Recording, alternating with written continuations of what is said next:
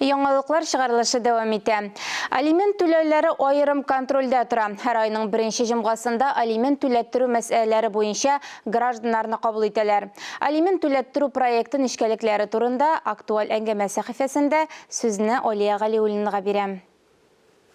Исәнмесез, хөрмәтле телевизор караучылар, эфирыбызны актуаль әңгәмә сәхифәсе белән дәвам итәбез.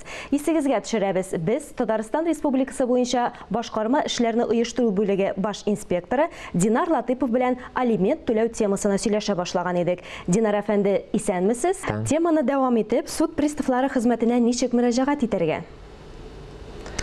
Башкару документы үтәү өчен түләргә тиешле кешенең яшәү урыны буенча суд приставлары бүлегенә тапшырыла. Аңа башкару эшен кузгату турында гаризада беркелә.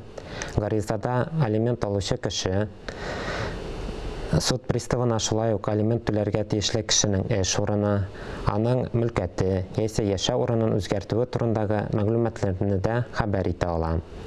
Әгәр түләттерүче кеше эшнең кайсы суд приставлары бүлегенә алып барылырга икәнен белмәсә, ул башкару документын турыдан-туры идарәгә юллый ала.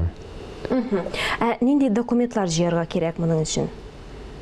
Моның өчен иң беренче документ ул башкарма документ һәм гариза эш кузгату өчен. Алимент түләргә теләмәүчеләргә суд приставлары ешрак нинди чаралар күрә? Әгәр дә инде бурычлы кеше эшләми икән, алимент түләттерү өчен гамәлгә ашыру кысаларында суд приставы башкаручылары аңа эшсез буларак исәпкә басу һәм алга таба эшкә урнашу өчен халыкның мәшгульлек үзәгенә юллама бирә. Ләкин шуны әйтеп үтәргә кирәк, Конституциядә кешенең хезмәткә хокукы беркетелгән һәм мондый юллама мәҗбүри үтәү чарасы булып тормый. Бурычлы кеше мондый юллама белән мәшгульлек үзәгенә үз теләге белән мөрәҗәгать итә. Узган ел 1200 юллама бирелде. Эш эзләүче буларак 885 кеше исәпкә басты. Бурычлы кеше эшсезлек буенча пособие ала.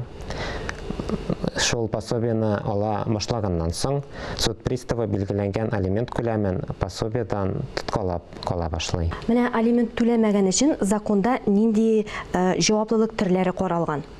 Әгәр дә алиментлар үз вакытында түләнми икән, бу вакытта бурыч күләме барлыкка килә һәм ул мәҗбүри үтәтү чараларын куллану өчен нигез булып тора. Эш кузгаткан вакытта ук суд приставы бурычлы кешенең мөлкәти хәлен, ягъни аңа каралган мөлкәт, аның эш урыны, мөлкәти хокуклары турындагы белешмәләрне билгеләү өчен гаризалар юллый.